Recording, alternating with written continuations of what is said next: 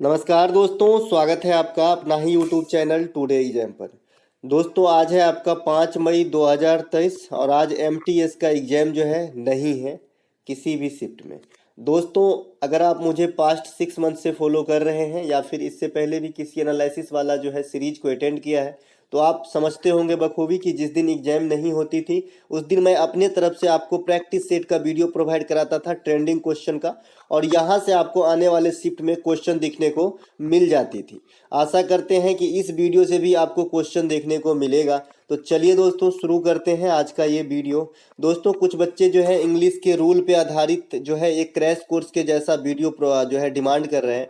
मैं पूरी कोशिश करूंगा। देखिए समय का बड़ा अभाव रहता है क्योंकि आप जानते हैं मैं काम करते हुए भी जो है आपको पढ़ाता भी हूँ, है ना। तो इसके लिए जो मैं एक चीज़ बताऊंगा कि देखिए अब जो आपको आता है, अगर आपका एग्जाम बहुत नज़दीक है 9 तारीख 10 तारीख, तो जो आता है सफिशियंट है, एनालिसिस फॉलो कीजिए। और जो टॉपिक आउट है, जैसे कुछ टॉपिक आउट है, जैसे आपका सेंसस 2011 आउट है ना। इसके अलावा आर्टिकल से एक वीडियो एक प्रश्न फिक्स है, पुराने बुक से एक वीडियो फिक्स है, ये सभी के सभी जो है त्योहार से एक वीडियो फिक्स है। ये सभी के सभी आपको डिस्क्रिप्शन में लिंक मिल जाएगा, देख लीजिए, एक भी क्वेश्चन नहीं छूटेगा। और आज हमने जनगणना पे आधारित जो है पीडीएफ भी आपको प्रोवाइड करा दिया है, तो वीडियो देख के पीडीएफ से रिवीजन कर लीजिए और ग्राफ के साथ है तो ज़्यादा समझ में आएगा। तो चलिए शुरू करते हैं आज का ये वीडियो।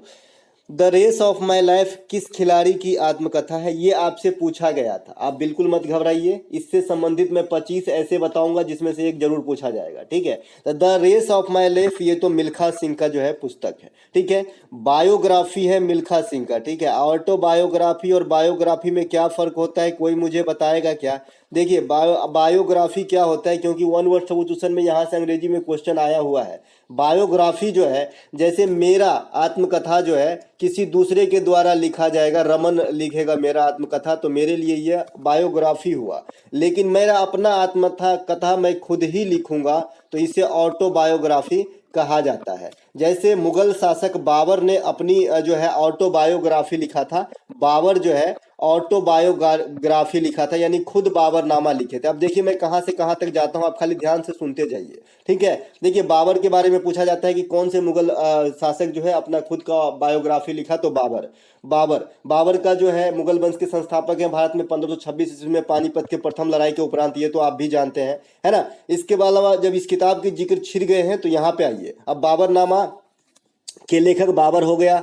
इस फॉर्म में आपसे पूछा जाता है अकबरनामा के लेखक कौन है, तो अकबरनामा के लेखक भैया अबुल फजल हैं। कौन है? अबुल फजल जो है अकबरनामा के लेखक है। इसे ही जो है आईने अकबरी भी कहा जाता है, आईने अकबरी, है ना। तो अकबरनामा या फिर आईने अकबरी सेम है, दोनों के लेखक की बात करेंगे तो अबुल फजल हो जाएगा। इसके अलावा एक आपका हुमायूं नामा का नाम आपने सुना होगा। हुमायूं नामा के लेखक जो है गुलबदन बेगम है। कौन है? गुलबदन बेगम, ये मुगल शहजादी थी। इन्होंने जो है हुमायूं के ऊपर किताब हुमायूं नामा लिखा है। एक आपने इसी फॉर्म में नाम सुना होगा शाहनामा। शाहनामा के लेखक कौन है भैया? फिरदौसी है, फिरदौसी। क्योंकि अभी तक एनिशिएंट किताब ज़्यादा आ रहा है, मैं कुछ भी नहीं छोड़ूंगा, सब बताऊंगा। इसके अलावा आपने एक जंगलनामा का नाम सुना होगा, जंगलनामा बुक। जंगलनामा जो है ये अमिताभ घोष के द्वारा लिखा गया है। किसके द्वारा? अमिताभ घोष के द्वारा लिखा गया है जंगलनामा। तो यहाँ पे आपने कितना नामा देखा? शाहनामा देखा, जंगलनामा देखा, बाबरनामा देखा, अकबरनामा देखा, हुमायूं नामा देखा। तो इतने नामा वाला किताब जो है आपको जरूर याद रखना है, ठीक है। तो ये पुस्तक कौन से? The race of my life किसके हो गए? मिल्खा सिंह के, ठीक है। अब आते हैं कुछ मॉडर्न पुस्तक, जिसे मॉडर्न नहीं कहा जा सकता, 5-10 साल पहले की किताब, लेकिन एग्जाम में आता है। जैसे the test of my life, ये पुस्तक के लेखक युवराज सिंह है। आपको पता होगा युवराज सिंह जब कैंसर से पीड़ित थे तब ये पुस्तक का जो है विमोचन किए थे। प्लेइंग इट माई वे, ये सचिन तेंदुलकर के पुस्तक हैं। और सचिन तेंदुलकर के बारे में एक और रिकॉर्ड सामने आ गया है कि आईपीएल का ऐसा कौन सा खिलाड़ी जो खुद खेले और उनका बेटा भी खेल रहे हैं, तो ये आपका सचिन तेंदुलकर है। या फिर उनके बेटे के रिगार्ड में बात करेंगे तो ऐसा कौन सा खिलाड़ी जिनके पिता भी आईपीएल खेले हैं और बेटा भी खेला है, तो अर्जुन तेंदुलकर हो जाएगा। सेंचुरी इज नॉट एनफ के लेखक कौन है? सौरव गांगुली है। सौरव गांगुली जो है ये बीसीसीआई के भूतपूर्व अध्यक्ष थे।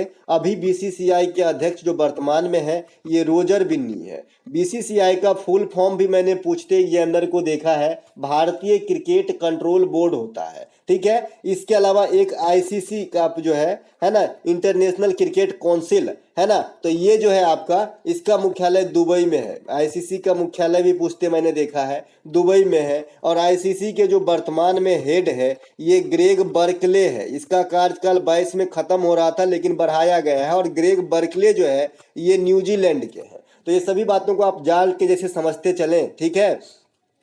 इसके अलावा जो आईसीसी वर्ल्ड कप आपका होने वाला है 50-50 ओवर वाला, यानी वनडे वाला फॉर्मेट वाला, ये आपका 2023 में भारत के पास होगा। ये भारत का दोस्तों सेकेंड मेजबानी है। इससे पहले भारत आईसीसी वर्ल्ड कप 2011 में पार्शियली मेजबानी कर चुके हैं। अब ये पार्शियली मेजबानी क्या होता है भाई, है ना, तो आंशिक रूप से, है ना, आंशिक रूप से, क्योंकि 2011 में आपको याद होगा कि भारत के साथ बांग्लादेश, श्रीलंका और इंडिया, इन तीनों जगह पे मैच कराए गए थे। लेकिन 2023 में ऐसा सीन कुछ भी नहीं है। यहाँ पे इंडिया को पूर्णतः मेजबानी दिया गया है। तो यहाँ से क्वेश्चन आ सकता है कि भारत को पूर्णतः मेजबानी आईसीसी क्रिकेट वर्ल्ड कप को कब दिया गया है, तो 23 ऑप्शन में रहेगा, तो 23 मारिएगा।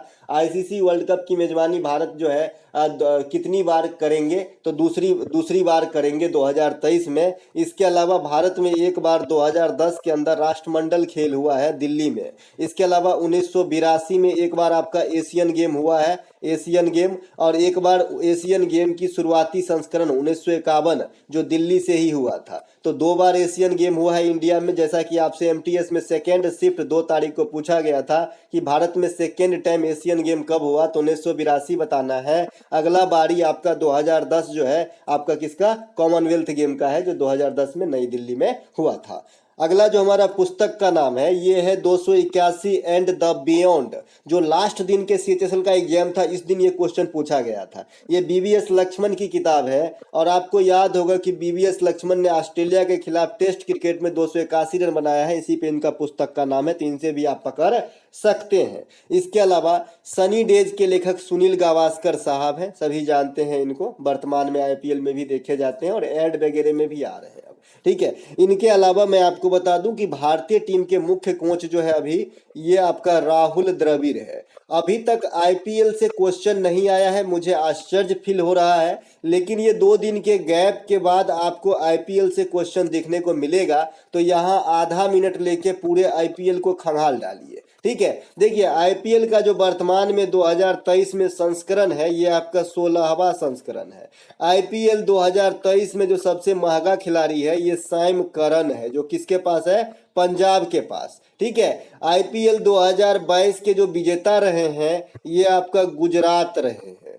आईपीएल 2022 के उप विजेता जो रहे हैं ये आपका राजस्थान रहे हैं। आईपीएल 2022 में ऑरेंज कैप जो दिया गया था ये बटलर को दिया गया था, जो राजस्थान के लिए खेलते हैं। आईपीएल 2022 में पर्पल कैप जो दिया गया था, कप नहीं होता है दोस्तों, कैप होता है, टोपी होता है, ठीक है। तो पर्पल कैप जो है ये सर्वाधिक विकेट के लिए चहल को दिया गया था, ठीक है। अब आईपीएल से कुछ स्टैटिक्स फॉर्म में क्वेश्चन आता है।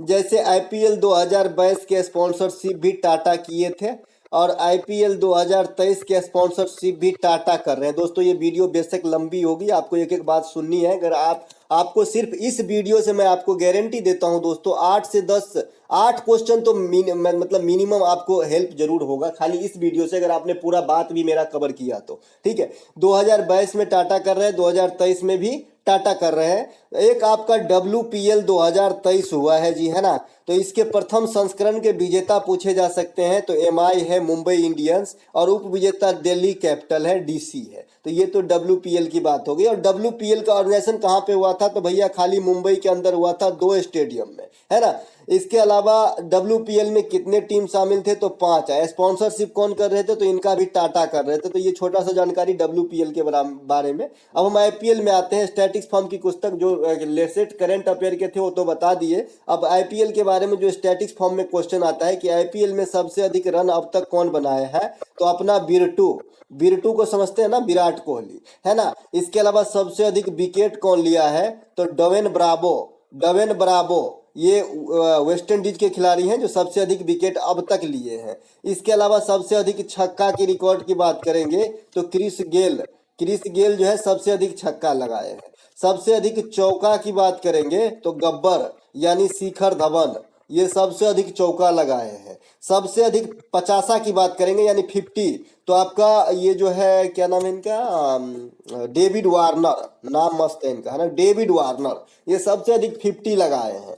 तो आईपीएल में यहाँ तक की कुछ बात, आईपीएल की सर्वाधिक हाईएस्ट व्यक्तिगत स्कोर 175 रन है जो आपका क्रिस गेल के नाम है, ठीक है। तो ये बात भी ध्यान रखेंगे, तब क्रिस गेल आरसीबी की तरफ से खेल रहे थे। आईपीएल के वर्तमान जो मौजूदा सेशन है इसमें 10 टीम है, 2022 में भी 10 टीम भाग लिए थे, ठीक है। प्रथम आईपीएल के विजेता जो है राजस्थान रॉयल रहे थे, तो ये बात भी ध्यान रखेंगे, शिल्पा शेट्टी मालकिनी है इसके, है ना, और ये जो कुंद्रा साहब हैं इनके जो है मालिक हैं। अगला है, कुंद्रा साहब काफी हाईलाइट हुए थे, सभी जानते हैं। अगस्त 2022 में प्रधानमंत्री नरेंद्र मोदी ने कहां पर कैंसर अस्पताल का उद्घाटन किया था। देखिए, जो मोदी साहब के उद्घाटन में से 3 सेक्टर को काफी सिलेक्ट कर रहे हैं एग्जामिनर। एक तो आपका चिकित्सीय क्षेत्र है, जो आपका मेडिकल वाला है, चिकित्सीय, है ना। एक आपका जो आपका मतलब जो महिला की जो कल्याण होने हेतु कोई भी ऐसा चीज का उद्घाटन या योजना है प्रधानमंत्री संबंधित, तो इसका काफी जिक्र होता है। या फिर कोई ऐसा कॉरिडोर, कोई ऐसा एक्सप्रेस वे जो इनके बनने से काफी जो है सुविधा प्रदान होगी, तो ऐसे चीजों को आप अच्छे से देख के एग्जाम में जाए, है ना, एक आइडिया आ जाता है भैया, है ना। तो यहाँ पे देखिए, मोहाली में होमी जहांगीर कैंसर अस्पताल का जो उद्घाटन इन्होंने किया था लेटेस्ट में, कौन, मोदी साहब, ठीक है। इसके अलावा ये 2022 ईस्वी के अंदर एशिया का सबसे बड़ा प्राइवेट अस्पताल, है ना, आप जिनके पास पैसा होगा यही पहुंचेगा भाई, है ना। तो ये अमृता हॉस्पिटल है जो फरीदाबाद में उद्घाटन किए हैं मोदी साहब। मोदी साहब से उद्घाटन कराए हैं, मतलब बड़े बड़े आदमी पहुंचेंगे और अस्पताल घाटे में नहीं जाएगा। अप्रैल 2023 में उद्घाटन किए गए असम के गुवाहाटी में एम्स अस्पताल में भी पहुंचे थे, कौन, मोदी साहब, जो पूर्वोत्तर भारत के प्रथम एम्स होंगे, ठीक है। अगर आपसे कोई पूछे कि इस समय देश में कितने फंक्शनल एम्स है, तो बता दीजिएगा 21 फंक्शनल है, 2 प्रस्तावित है और एक अभी अभी कमिटमेंट हुआ है, तो 24 एम्स की बात टोटल हो जाएगी देश के अंदर। मणिपुर में जो है कमिटमेंट किए हैं बस यहीं पर, यहाँ पे अभी शिलान्यास नहीं हुआ है काम का, लेकिन 21 प्रस्ताव मतलब फंक्शनल है, और 2 में से एक दरभंगा जो है बिहार, वहां पर भी एक जो है प्रस्तावित है। तो इस प्रकार से 23 जो ये हो गया और एक अभी अभी कमिटमेंट हुआ है, तो 24 एम्स अब तक जो है हो जाएंगे इंडिया के अंदर। इसके अलावा अक्टूबर 2022 में एम्स बिलासपुर का उद्घाटन किया था। अब देखिए, बिलासपुर हिमाचल प्रदेश में है, और एक दिन एक बच्चा पूछा था भाई बिलासपुर छत्तीसगढ़ में है, तो छत्तीसगढ़ में भी है बिलासपुर, और आपका जो है हिमाचल प्रदेश के अंदर भी है। नवंबर 2022 में जो मोदी साहब हैं, ये आपका एक हवाई अड्डा का जो है उद्घाटन किए हैं। इसका नाम है डोनो पोलो हवाई अड्डा। ये कहाँ पे है, ईटानगर में है। ईटानगर तो आप समझ ही गए होंगे किसकी राजधानी है ईटानगर, आप लोग मुझे कमेंट करके बताएंगे, क्योंकि वो दिन दूर नहीं जिस हिसाब से क्वेश्चन का लेवल देखा जा रहा है कि 7 सिस्टर के भी से भी क्वेश्चन आपसे पूछे कि 7 सिस्टर में कौन सा ऐसा राज्य है जो शामिल नहीं है, बाद बाकी उधर का तो सब है ना। नवंबर 2022 में प्रधानमंत्री ने किया अस्पताल का उद्घाटन, ये तो बता ही दिया, मोहाली वाला जो अभी अभी कैंसर होमी जागीर नाम है इनका। एक प्रश्न कल देखने को मिला था कि जो आपका बैडमिंटन होता है उसमें जो डायामीटर होता है आपका खेल का, जो बैडमिंटन के जो जहां पर खेले जाते हैं उससे जो डायामीटर होता है उससे आपको कल क्वेश्चन देखने को मिला था। तो आई होप यहां से भी क्वेश्चन आपको देखने को मिल जाएगा, ठीक है। तो यहाँ पे फीफा का जो गोल पोस्ट की लंबाई होती है, इससे मैंने यहाँ पे क्वेश्चन रखा है। यहाँ पे मैंने फीफा की गोल पोस्ट की लंबाई नहीं, ऊंचाई की बात रखा है। ये क्वेश्चन अब तक नहीं पूछा गया है, लेकिन लंबाई पूछा गया है, ठीक है। तो फीफा में जो गोल पोस्ट की ऊंचाई होती है बंधु, ये 2.44 मीटर होता है, इसे ध्यान रखेंगे। इसके अलावा फीफा के बारे में कुछ और कुछ खेल, अन्य खेल का डायामीटर, है ना। जैसे आप बैडमिंटन का कल पूछा था, तो बैडमिंटन में महिला जो युगल वाला पूछा था ना, बैडमिंटन में डबल्स वाला यानी युगल वाला, तो बैडमिंटन में डबल वाले के लिए जो आपका डायामीटर रखा गया है ये मेरे ख्याल से 13.15 रखा गया है, और गुने 6.09 रखा गया है। इसके आगे मीटर जोड़ देना है, यानी 13.13 मीटर गुने 6.09 मीटर जो है ये आपका कहाँ पे है, किसका होता है, बैडमिंटन के युगल के लिए जो है कोर्ट की माप होती है। कहीं कहीं आप इस 13.15 को 13.14 भी देखेंगे एनसीईआरटी में, तो है ना, तो 14 भी आप समझ सकते हैं या फिर 15 कर सकते हैं, क्योंकि ऑप्शन इतने क्लोज के नहीं नहीं रहते हैं, है ना, जानकारी होनी चाहिए जी, है ना। इसके अलावा कुछ अन्य खेल का भी आप देख सकते हैं, जैसे मैंने फुटबॉल का बता रखा है, तो फुटबॉल का कितना होता है भाई, 109 मीटर, है ना, 109 मीटर लंबाई होता है फुटबॉल का जो आपका डाया होता है, और चौड़ाई की बात करेंगे तो 48 मीटर के करीब होता है ना। इसके अलावा क्रिकेट का सबसे सिंपल जो बार बार पूछे जाते हैं, है ना, 20.12 मीटर होता है, जो आप जहाँ पे खिलाड़ी दौड़ता है रन लेने के लिए। इसके अलावा जो इसकी वाइड होती है, जैसे यहाँ से यहाँ दौड़ रहा है, यहाँ पे 2 विकेट है यहाँ पे, तो ये 20.12 मीटर हो गया। और ये इसका जो वाइड होता है, ये जो चौड़ाई होता है, ये 3.05 के समथिंग होता है, 3.05। और जो पंपिंग क्रीज होता है, जहां से टांग हटाते ही स्टंप कर देता है विकेट कीपर, तो इसकी लंबाई 4 फुट होती है। तो ये सभी बात को ध्यान रखेंगे क्रिकेट के सेक्टर से भी, ठीक है। एक खेल का नाम है कबड्डी, मैं प्रैक्टिस सेट में बता रखा हूं कबड्डी, क्योंकि कबड्डी जो है तो बड़ा सिंपल खेल, लेकिन इसका डायामीटर जब पूछ देता है तो अच्छे अच्छे बच्चे पेन खटखटाने लगते हैं दांत से, ठीक है। तो कबड्डी क्योंकि पढ़ता नहीं है, उसको वैल्यू नहीं देता है कबड्डी को, लेकिन वैल्यू सबको दो भाई, है ना, सबको जो है समान वैल्यू दो भाई।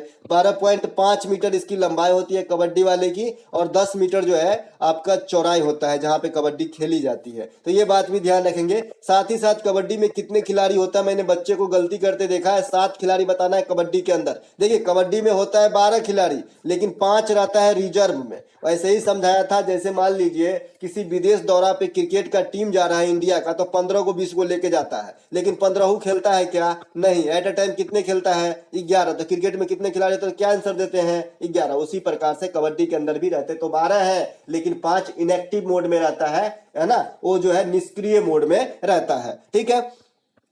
अब फीफा के बारे में कुछ जान लेते हैं। फीफा की शुरुआत की बात करेंगे तो 1904 में होती है, मुख्यालय इसका ज्यूरिख के अंदर है। 2022 में फीफा कतर में हुआ था, यहाँ पे विजेता जो है अर्जेंटीना रहा था, और उप विजेता जो है यहाँ पर फ्रांस को घोषित किया गया था। 2026 में आगामी फीफा होगा, ये आपका मैक्सिको, यूएसए और कनाडा में होगा। 2023 में आपका महिला फीफा होना है।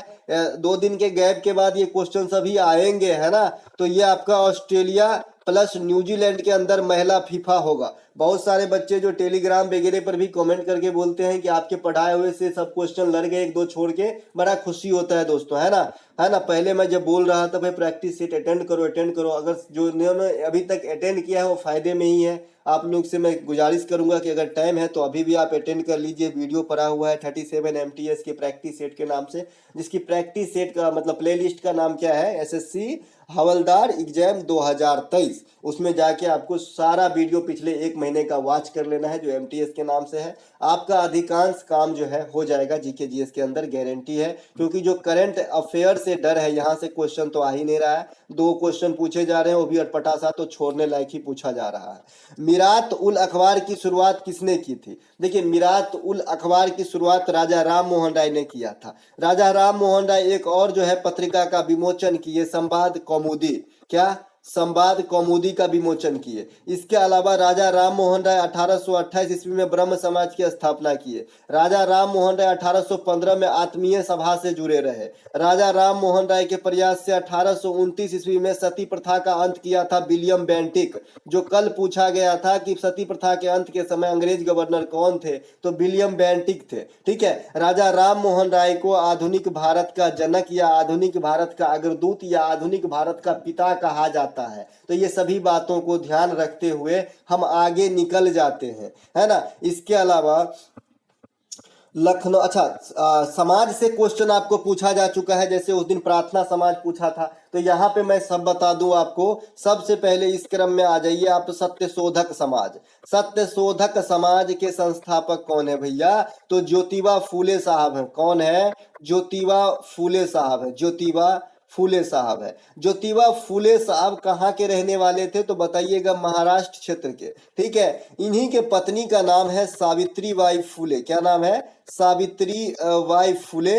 इन्होंने ही आपका जो है भारत में प्रथम बार महिलाओं के लिए स्कूल खोलने या कहे तो बालिका के लिए स्कूल खोलने के लिए अपनी अहम योगदान दिया। दोनों पति पत्नी जो है अहम योगदान दिए बालिकाओं के विद्यालय के खुलवाने हेतु। कहाँ पे? महाराष्ट्र के पुणे में। इसीलिए सावित्री बाई को इंडिया में जो है पहला लेडीज टीचर माना जाता है। तो ये बात भी आपको ध्यान रखना है। सत्यशोधक समाज के जो है ज्योतिबा फूले उनकी पत्नी थी सावित्रीबाई फूले। ठीक है, ये सत्यशोधक समाज हो गया। अब आ जाता है इस क्रम में एक आर्य समाज। आर्य समाज के संस्थापक कौन है? ये 1875 में इसका ईस्वी भी पूछता है। आर्य समाज के संस्थापक आपका कौन है? दयानंद सरस्वती साहब है। दयानंद सरस्वती का वास्तविक नाम क्या है? मूल शंकर। देखिए, विवेकानंद साहब का मूल नाम पूछा गया है एग्जाम में आपके एमटीएस में कल या परसों, है ना। तो मैंने आपको बताया है कि मूल नाम जो है, ओरिजिनल नाम जो है, 5 ही आदमी का पूछा जाता है। एक तो आपका दयानंद सरस्वती का पूछा जाता है, जिनका वास्तविक नाम मूल शंकर ही है। इसके अलावा आपका एक विवेकानंद साहब का पूछा जाता है, जिनका वास्तविक नाम नरेंद्र नाथ दत्त है। क्या है? नरेंद्र नाथ दत्ता है। इसके अलावा आपका जो है एक पूछा जाता है बीरबल का वास्तविक नाम। ठीक है, बीरबल का वास्तविक नाम भैया महेश दास था। क्या था? महेश दास था। ठीक है, एक आपका जो तानसेन है, इनका भी वास्तविक नाम पूछा जाता है। तो तानसेन का वास्तविक नाम रामतनु पांडे थे। क्या थे?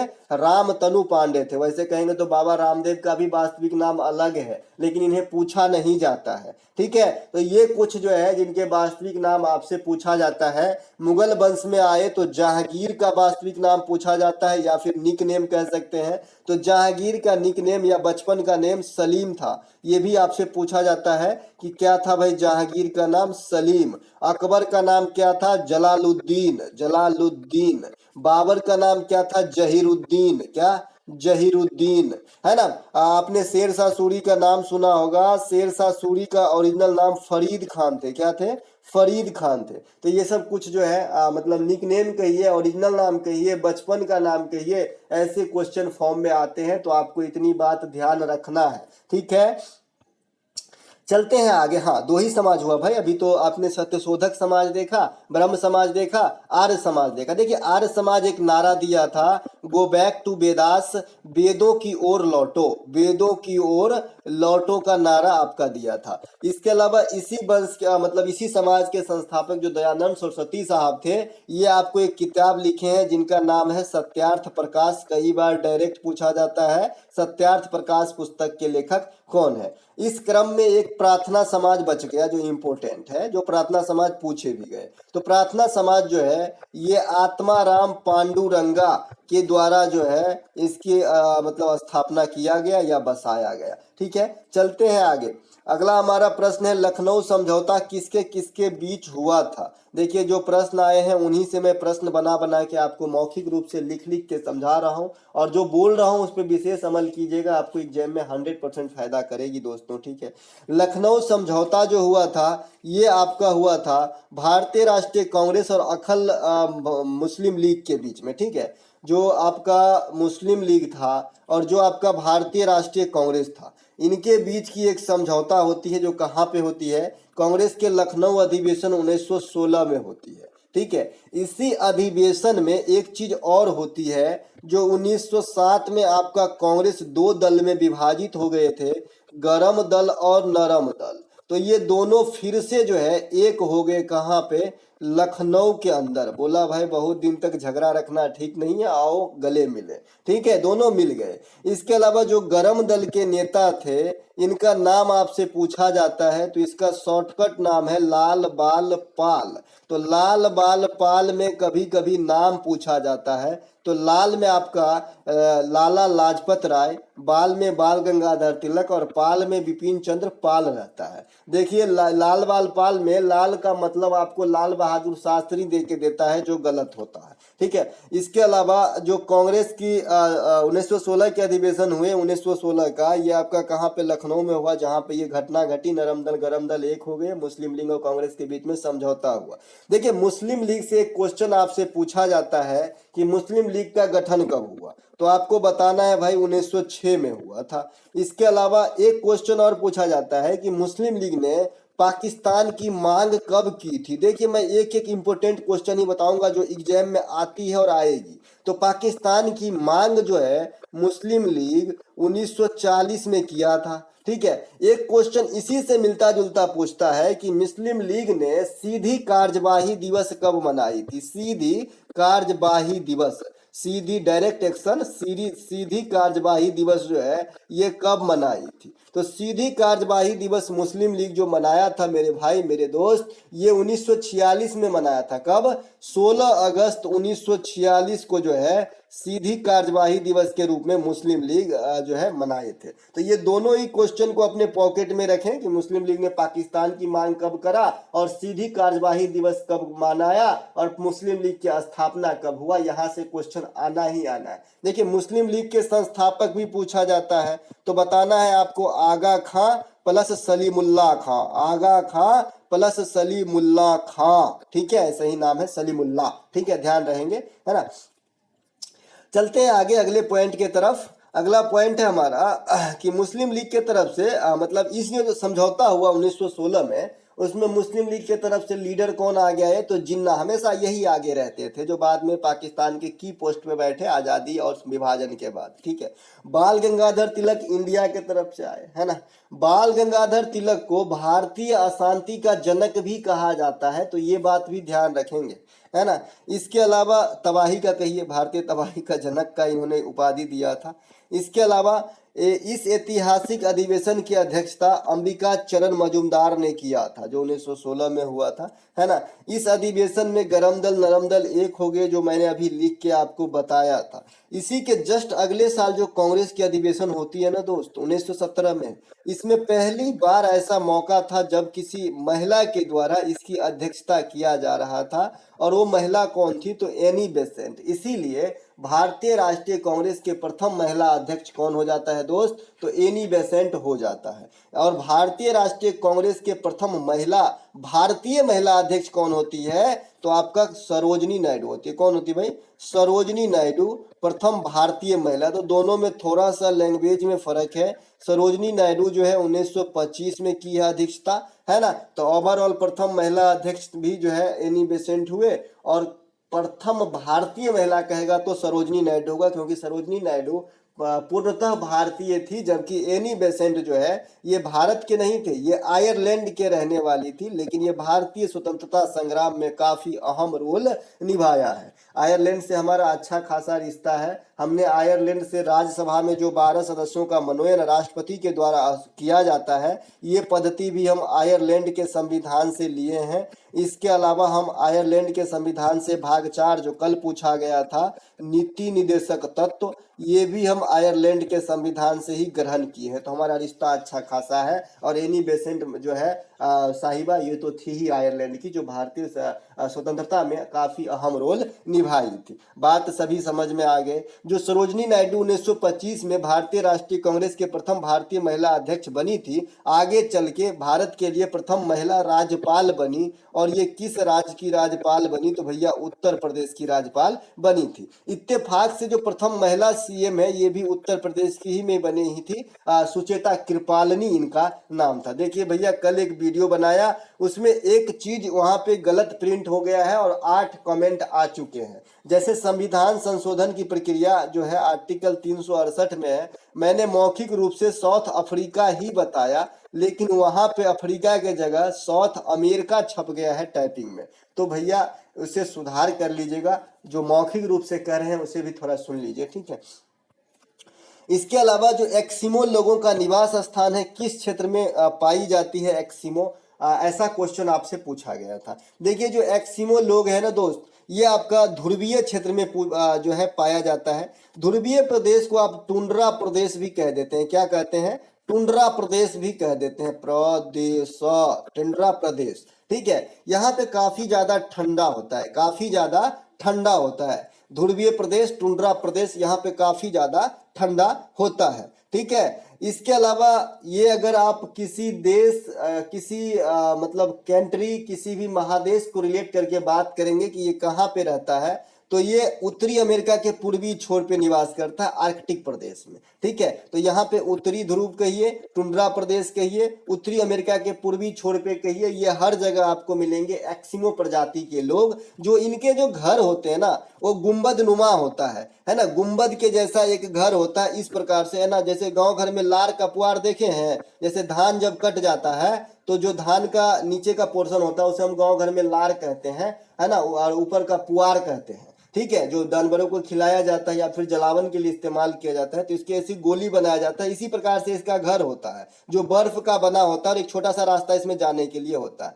ठीक है, तो अपने आप को गर्म रखने के लिए इसमें लोग रखते होंगे, तो इग्लू कहते हैं। एस्किमो का जो घर होता है ना, उसे इग्लू कहते हैं। अब इस फॉर्म में आपसे 3 क्वेश्चन पूछा जाता है। एक तो एस्किमो के घर को क्या कहते हैं, तो इग्लू कहते हैं। इसके अलावा जो मध्य एशिया में एक जनजाति निवास करती है, मध्य एशिया में जो जनजाति समुदाय के लोग रहते हैं, जो मतलब निवास करते हैं घुमक्कड़ी टाइप का, तो ये चमड़े का एक घर का निर्माण करता है अपने आप को रहने के लिए। इनका घर जो है चमड़े का घर बना होता है, चमड़ा छाल का, है ना। तो इस घर को यूर्त कहते हैं। ये कई दफा सीजीएल के क्वेश्चन एग्जाम में पूछा गया है कि जो चमड़े की घर बनाते हैं मतलब आदिवासी, मतलब ये जो जनजाति लोग मध्य एशिया में, तो उस घर को क्या कहा जाता है। ऑप्शन में इग्लू भी होता है। इग्लू बर्फ का घर है, जबकि चमड़े का जो घर है इसे यूर्त कहते हैं। आपको 1 वर्ड सब्स्टिट्यूशन में भी मिल जाएगा ये क्वेश्चन, यूर्त इस प्रकार से लिखा जाता है। ठीक है, तो इसे भी ध्यान रखेंगे।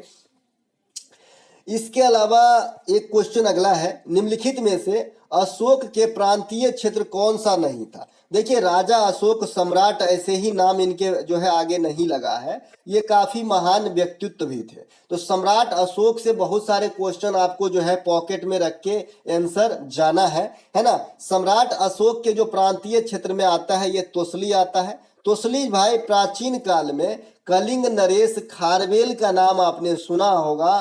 तो खारवेल की राजधानी थी आपकी कहाँ पे, तोसली, यानी कलिंग की राजधानी कहाँ पर थी, तोसली। भाई उसके देश का नाम लो या फिर उस शासक का नाम लो, सेम होता था प्राचीन काल में, है ना। जैसे मगध पे, और मगध पे जो उस समय बैठा रहेगा उसका नाम लीजिए, तो सेम ना हुआ, है ना। जैसे मुगल वंश पे अकबर का शासन चल रहा है, तो इस समय मुगल पे हमला किया या अकबर पे हमला किया, बात बराबर है ना। वैसे ही तोसली की राजधानी खारवेल की राजधानी तोसली या फिर कलंग की राजधानी तोसली थी, है ना, जो अशोक के प्रांतीय क्षेत्र में आ जाता था। उज्जैन आ जाता था, जहां आज महाकालेश्वर मंदिर है, जय महाकाल। इसके अलावा स्वर्ण नगरी और तक्षशिला, ये सभी अशोक के जो है प्रांतीय प्रदेश में आ जाता था। अब देखिए, अशोक जो है कलिंग युद्ध से जुड़े रहे, और कब जुड़े रहे सम्राट अशोक, 261 बीसी में।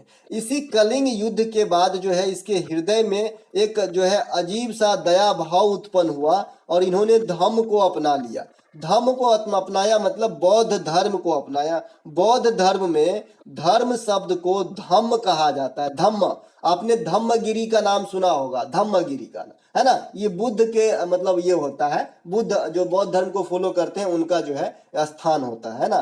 तो ये धम्म कहा जाता है। तो इन्होंने धम्म को अपना लिया, कौन, अशोक ने, कलिंग युद्ध के बाद, है ना। इसके अलावा जो इन्होंने बौद्ध धर्म की दीक्षा लिए थे, ये उपगुप्त से लिए थे। किससे लिए थे, उपगुप्त से लिए थे। इस फॉर्म में एक क्वेश्चन और पूछा जाता है कि चंद्रगुप्त मौर्य ने जैन धर्म का दीक्षा किससे लिया था। देखिए, चंद्रगुप्त मौर्य जैन धर्म को फॉलो करते थे, तो इन्होंने भी दीक्षा लिया था। जिस प्रकार से आपका अशोक जो है उपगुप्त से लिए, तो चंद्रगुप्त मौर्य जो है ये भद्रबाहु से लिए थे। भद्रबाहु जैन संत थे, इन्हीं से जो है चंद्रगुप्त मौर्य जैन धर्म के दीक्षा लिए थे। अब जैन धर्म की बात आ गई है, तो यहाँ से 2-3 बात और ध्यान रखें। जैन धर्म के प्रथम तीर्थंकर जो है ये ऋषभ देव थे। कौन, ऋषभ देव, है ना। और अंतिम तीर्थंकर जो थे ये भगवान महावीर थे, जिसे 24वां तीर्थंकर भी कहा जाता है। जैन धर्म के 2 समुदाय में बट गए थे। एक तो श्वेतांबर जो श्वेत वस्त्र पहनते थे, और एक दिगंबर जो नग्न रहते थे। तो ये जैन धर्म की कुछ बात जो आपको ध्यान रखना है। जैन धर्म से एक क्वेश्चन और आता है कि अनेकांतवाद, मैं हमेशा इसकी जिक्र करता हूं, अनेकांतवाद और स्यादवाद, ये शब्द, ये टर्म जो जुड़े हैं ये जैन धर्म से संबंधित है। ठीक है, तो इसे भी ध्यान रखेंगे किसी कोने में, है ना। तो ये एक्स्ट्रा फैक्ट था। ऐसे तो सब चीज एक्स्ट्रा फैक्ट ही बता रहा हूं, है ना। अब देखिए, ये अशोक से संबंधित मतलब इनके मतलब प्रांतीय क्षेत्र की जिक्र कर लिया, अशोक के बारे में थोड़ा सा जिक्र कर लिया, कलिंग युद्ध की बात हो गई, तोसली क्या है बात हो गई, है ना। इसके अलावा जैन धर्म के संस्थापक लास्ट तीर्थंकर और जैन धर्म के समुदाय, उनसे रिलेटेड शब्द बात हो गई। ठीक है, इसके अलावा जो आपका मौर्य सम्राट अशोक है, कलिंग से हो गई। अशोक को एक अन्य नाम यानी देवनाम प्रियदर्शी के नाम से जाने जाते हैं। इस क्वेश्चन को वीवीआई के लिहाज से रखिएगा। इसके अलावा बौद्ध धर्म के प्रचार प्रसार के लिए अशोक ने अपने पुत्र और पुत्री को श्रीलंका भेजा था, यानी बौद्ध धर्म में इन्होंने काफी रुचि दिखाया था। पुत्र का नाम महेंद्रा था और पुत्री का नाम संघमित्रा थी, है ना। इसके अलावा अशोक के समय तृतीय बौद्ध संगति हुआ था। देखिए बौद्ध संगति टोटल 4 होता है, चारों से आपको आए दिन क्वेश्चन एग्जाम में आता है, समझ लीजिए।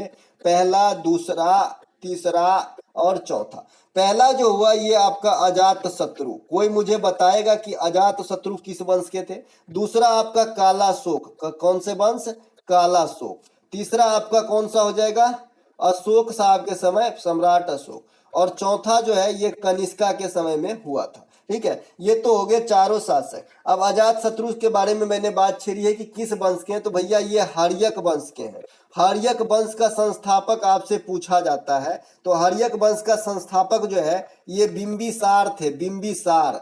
देखिए इस नाम से मिलता जुलता एक और नाम है बिंदुसार। तो बिंदुसार अशोक साहब के पप्पा थे, अशोक साहब के पिताजी थे, ठीक है, बिंदुसार। और ये अजात शत्रु के पिता हैं बिंबिसार, जो हर्यक वंश के संस्थापक भी है। बिंबिसार की हत्या कर दिए थे अजात शत्रु और तब गद्दी पर बैठे थे। इसीलिए इतिहास में हर्यक वंश को पितृहंता वंश कहा जाता है।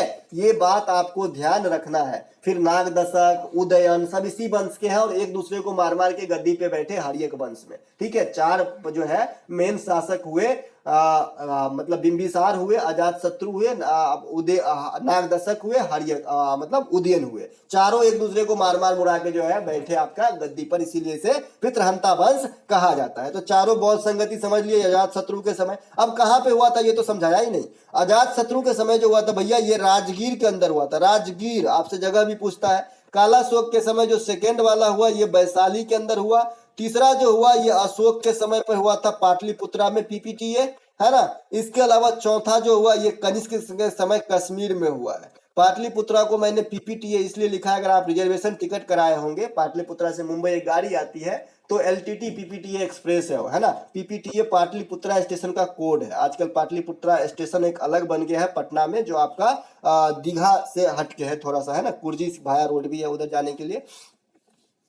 इसके अलावा एलोरा के मंदिर को ध्वस्त करवाने के लिए किस शासक ने अपना सेना भेजा था, इस प्रकार का क्वेश्चन आया था, लेकिन ये असफल रहे थे तो औरंगजेब भेजवाए थे। ठीक है, एलोरा के बारे में बहुत चीज जानने को है। एलोरा की कैलाश मंदिर का निर्माण जो है राष्ट्रकूट शासक कृष्ण प्रथम ने करवाया था।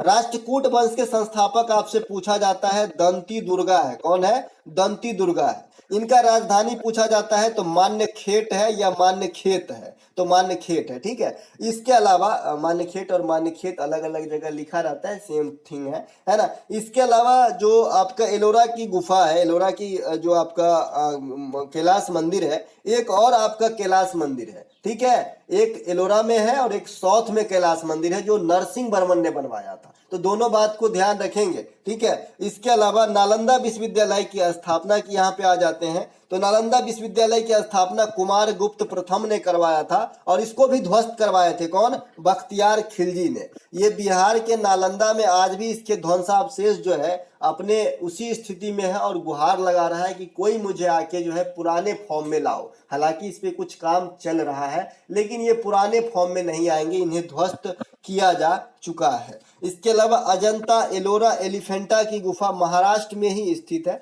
देखिए एलिफेंटा की गुफा महाराष्ट्र में है और आपको इसी से मिलता जुलता एक एलिफेंटा पास होता है। एलिफेंटा पास, पास मतलब आप दर्रा समझ सकते हैं, तो ये आपका श्रीलंका के अंदर है, तो है ना।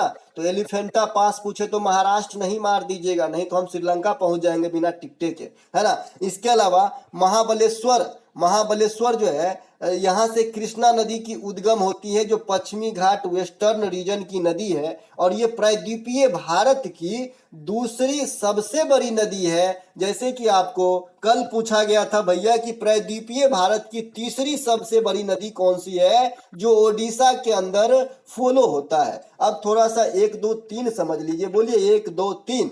तो एक में सबसे पहले प्रायद्वीपीय भारत की जो नदी है भाई ये गोदावरी है सबसे बड़ी।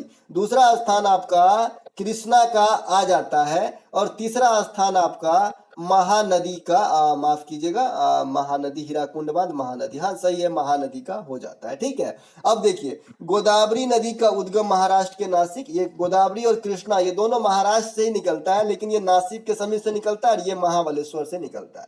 गोदावरी की प्रायद्वीपीय भारत में क्रमांक है पहला, कृष्णा को दूसरा सबसे बड़ी नदी माना गया है प्रायद्वीपीय भारत में, और महानदी को तीसरा सबसे बड़ी नदी जो है प्रायद्वीपीय भारत की तीसरी सबसे बड़ी नदी महानदी है। देखिए ये तीनों नदी जो है कहाँ पे गिरती है, बंगाल की खाड़ी में। याद रखने के लिए बड़ा ही इजी है जी, मैंने एक कोड बताया था, भले ही अटपटा लग रहा हो, भले ही सुनने में अच्छा नहीं लग रहा हो, लेकिन हमें सुनना नहीं है, हमें नौकरी चाहिए भाई। समगोकका है ना, मैंने याद रखा और आज नहीं, मैं ये 2010 में याद रखा था, आज भी याद है। स से स्वर्ण रेखा होता है जो आपका बंगाल के खाड़ी में गिरता है, मौ से महानदी, गो से गोदावरी, गौ से गंगा और क से कावेरी। देखिए यहाँ कुछ और छूट रहा है, स म गो क होता है यहाँ पे समगो का, क से कृष्णा, का से कावेरी। ठीक है, स से स्वर्ण रेखा, मौ से महानदी, गो से गोदावरी, क से कृष्णा, का से कावेरी और गौ से गंगा भी गिरता है। तो ये सभी जो है बंगाल की खाड़ी में गिरने वाली नदियों में से है। इसके अलावा महानदी की बात आ गई है तो महानदी पर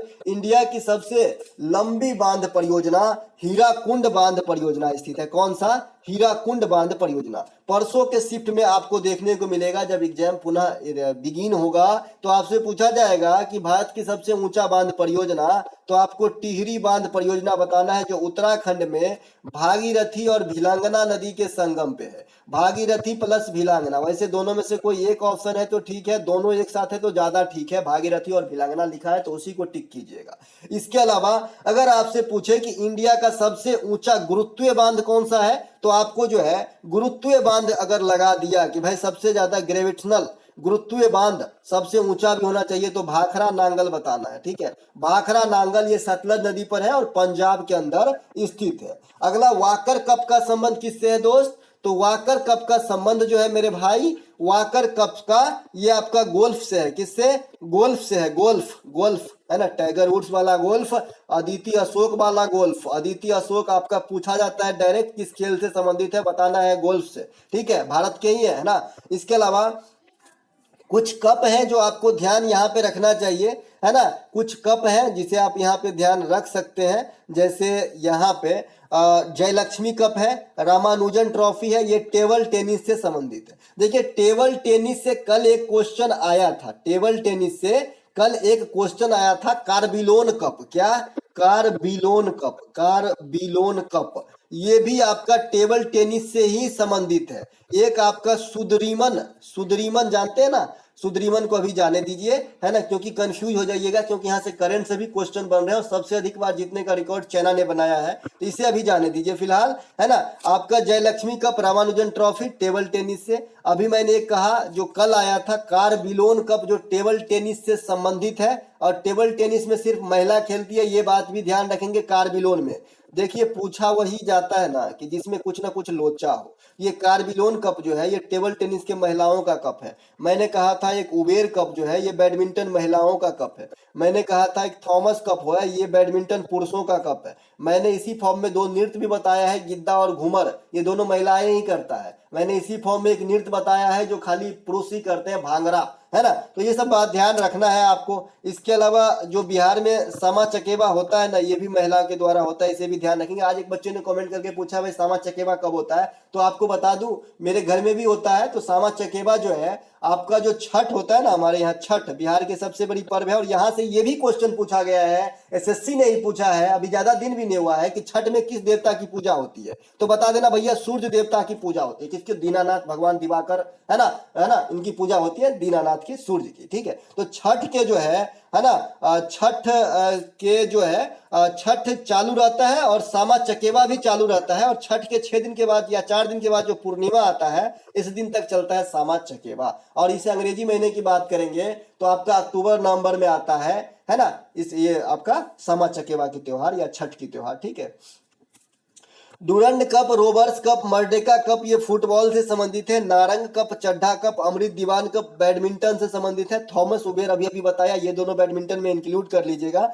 Thomas cup, Uber cup, badminton, यहाँ पे मैंने अलग से भी लिख रखा है, बैडमिंटन के आगे स्टार भी लगाया है, जिसमें इसीलिए बताने के लिए कि थॉमस खाली पुरुषों के द्वारा, उबेर खाली महिलाओं के द्वारा।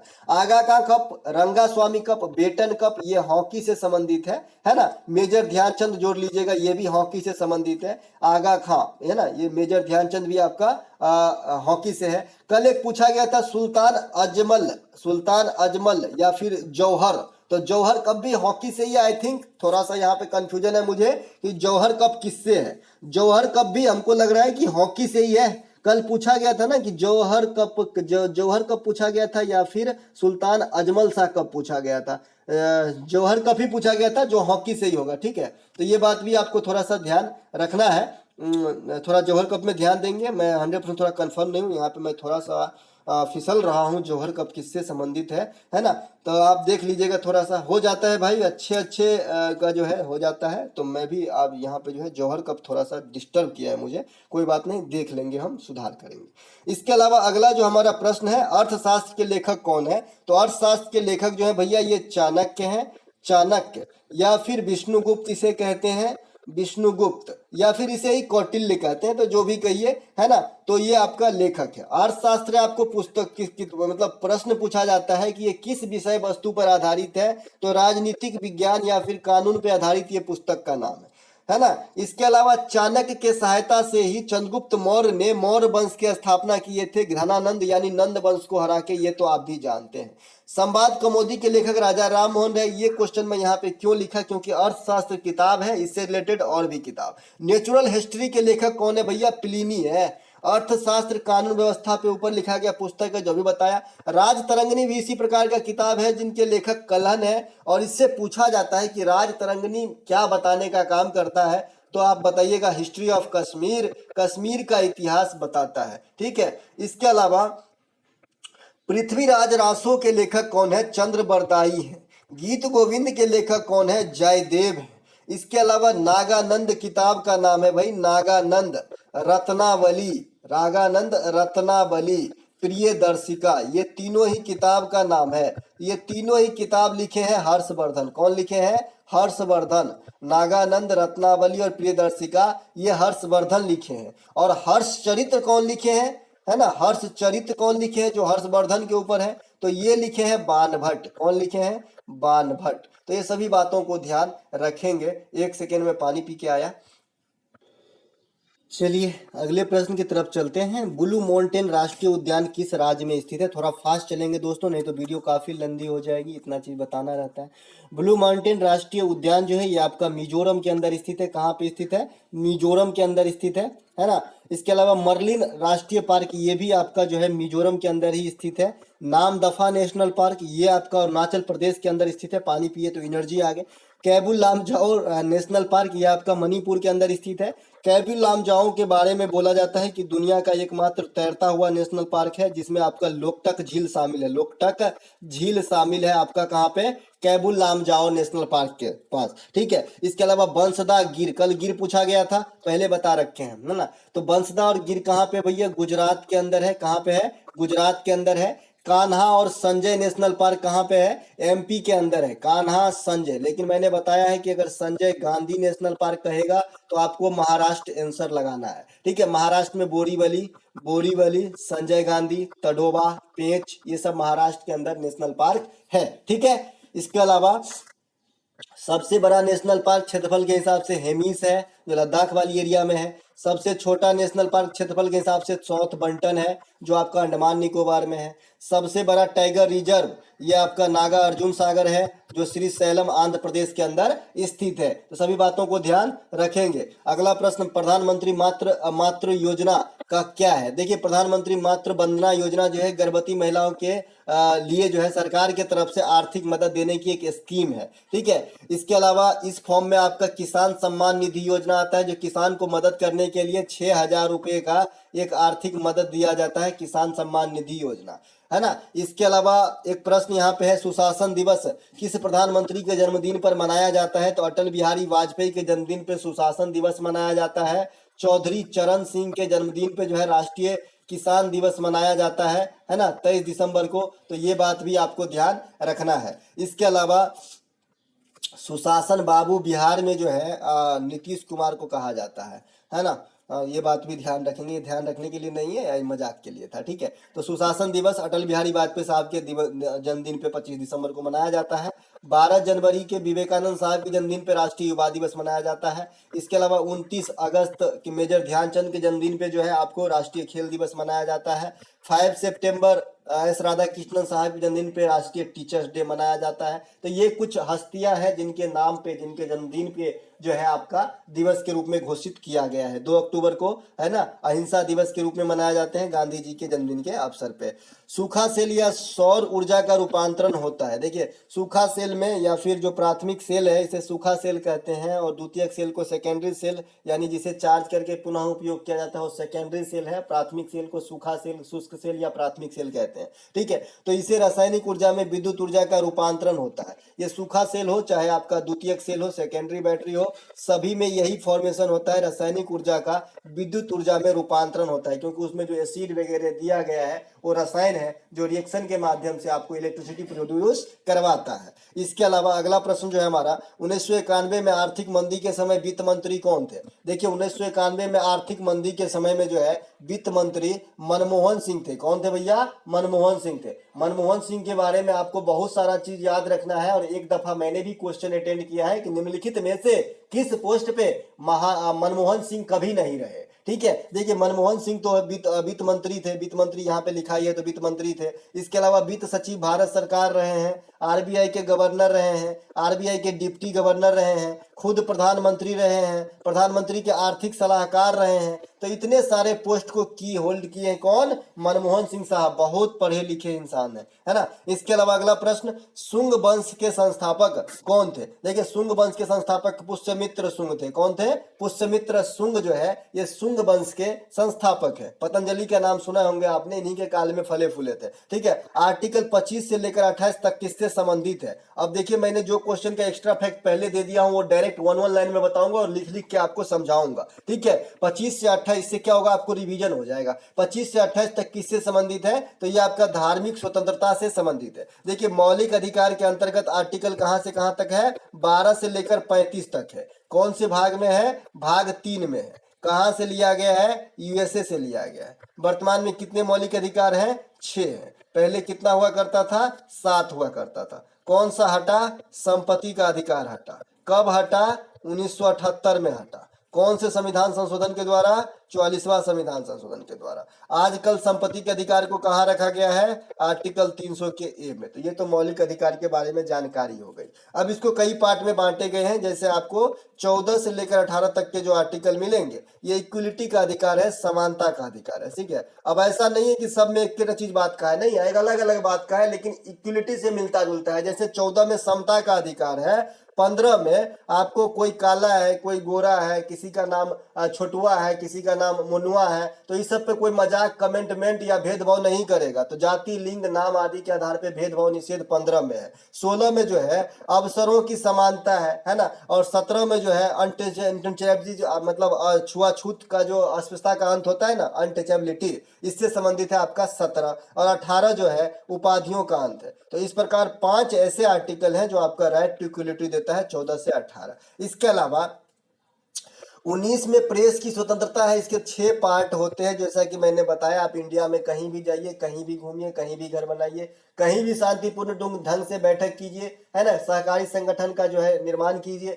ये सभी बात का जो है जिक्र आपका 19 के अंदर है। मीडिया वगैरह इसी पे चलती है, इसीलिए हम इसे प्रेस की स्वतंत्रता कह देते हैं, ठीक है। वाक व व्यक्ति का अधिकार 19 के 1 के तहत है। तो ऐसा आपको देखना होगा कि किस पार्ट में, क्योंकि यहाँ से डायरेक्ट क्वेश्चन आता है कि 19 के 1 के बी में क्या है। तो ऐसे आपको जो है बताना होगा कि इसमें क्या है ना। तो ये थोड़ा सा देख लीजिएगा। इसके अलावा 20 में जो है कदाचार सिद्ध व्यक्ति पर जो है प्रेस नहीं करना, फोर्स नहीं करना कि हाँ तुमने किया ही किया है, बताओ बताओ बताओ तुमने चोरी किया है। तो इस चीज से उन्हें छूट मिला है, कि खुद को गवाही देने से छूट मिला है कि ये भाई ना उसे बाध्य नहीं किया जा सकता एक्सेप्ट करने के लिए। इसके अलावा 23 में जो है जबरदस्ती किसी से कोई काम नहीं कराया जा सकता, बलात्श्रम पे रोक है।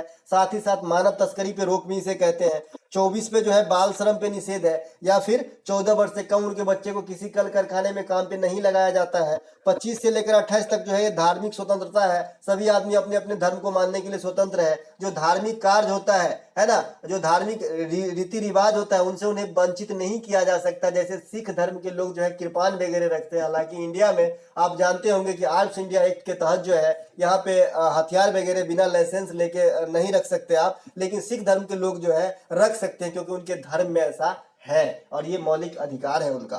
ठीक है, 29-30 अल्पसंख्यक हित है और आर्टिकल 32 जो है संवैधानिक उपचारों का अधिकार है। ये मौलिक अधिकार खत्म हो गया आपका। दरबार हॉल का उद्घाटन किसने किया है? तो रामनाथ कोविंद ने किया है दरबार हॉल का। और जो आपका दिल्ली में पहले जो राजपथ था उनका नाम बदल के क्या कर दिया गया भैया? कर्तव्य पथ, है ना, कर्तव्य पथ कर दिया गया है। तो ये बात भी आपको ध्यान रखना है ना। इसके अलावा अगला प्रश्न है 2022 में नाबार्ड का चेयरमैन कौन बना है? ये 2022 के लेटेस्ट वाले होंगे, मतलब अंतिम तिमाही में। तो ये आपका केबी साजी बन गया है। नाबार्ड से आपको स्टैटिक फॉर्म में क्वेश्चन आता है कि इसकी स्थापना कब हुई थी? तो 12 जुलाई 7वां महीना ना, जुलाई 1982। ठीक है, नाबार्ड की स्थापना हुआ था। नाबार्ड का मुख्यालय कहाँ है दोस्त? तो नाबार्ड का मुख्यालय जो है ये आपका मुंबई में है।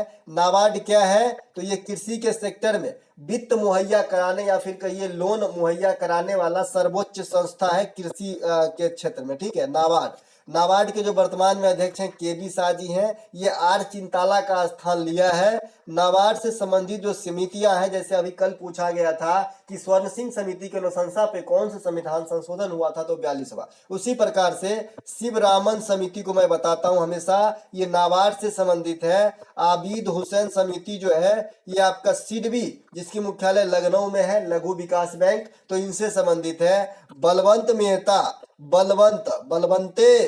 मेहता अशोक मेहता समिति, ये ग्राम पंचायत से संबंधित है। तो ये कुछ समितियां हैं जिसे आपको ध्यान रखना है। ठीक है, एक क्षेत्र और भी आप देख के जाए, जीएसटी से अभी तक क्वेश्चन आया नहीं है, लेकिन ये छोड़ेगा नहीं, एसएससी को बहुत पसंद है भाई, है ना। इसके अलावा पानीपत की दूसरी लड़ाई कब हुई थी आपसे पूछा जाए तो पानीपत की 3 प्रमुख लड़ाई हुई थी, 1526, 1556 और 1761। ठीक है, तो पहला जो हुआ था 1526 में इब्राहिम लोदी बाबर के बीच, दूसरा 1556 में अकबर हेमू के बीच, तीसरा 1761 में अहमद शाह अब्दाली और मराठों के बीच। ठीक है, पहला में बाबर की जीत हुई, दूसरा में अकबर का जीत हुआ, तीसरा में अहमद शाह अब्दाली की जीत हुआ। जो दूसरा हुआ था ना, वहां से क्वेश्चन और पूछा जाता है कि अकबर जो राजाभिषेक करवाए वो कहाँ करवाए थे? तो आपको बताना है कलनौर के अंदर करवाया था और उस समय अकबर जो है 13 वर्ष के थे। तो ये बात भी ध्यान रखना है। ये तीसरे वाले से क्वेश्चन आ चुका है कि जो पानीपत की तीसरी लड़ाई हुई उसमें मराठों का सरदार कौन था?